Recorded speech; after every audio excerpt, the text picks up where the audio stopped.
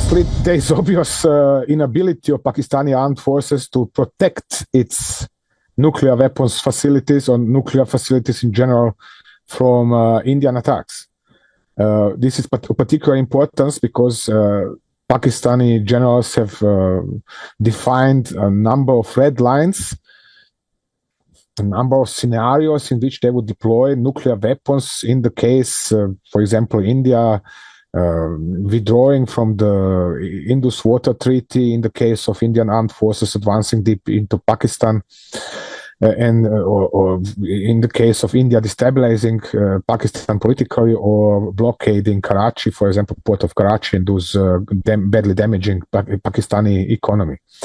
And then it turns out now that Pakistan is not sticking to its own red lines because India has crossed at least two of these and nothing happened. Indian armed forces have damaged the Pakistani armed forces so badly that these cannot protect their own nuclear facilities. Even more so that they cannot be sure that they might manage to pull out some of their stored nuclear warheads, bring them to their bases, install them on aircraft or on ballistic missiles. Indeed, India found itself in a position to strike absolutely with absolute safety selected targets inside Pakistan, no matter how far away from Indian border.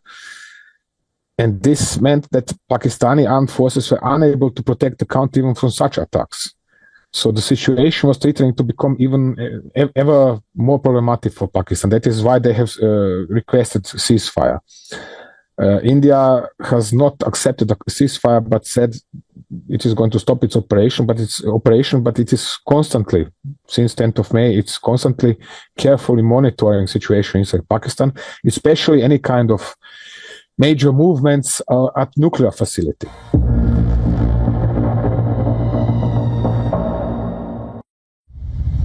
Generally, the Pakistani nuclear command system was assessed as comparable to that of any other nuclear powers, which means that there are some 20 different points from the famous red button and the actual person who is then launching the weapon or installing it on an aircraft or on a ballistic missile and then firing it. But as said, it was also so that before this war, Pakistani integrated air defense system was assessed as very strong, and Pakistani Air Force was assessed as very strong, and Pakistani armed forces in general were assessed as very strong.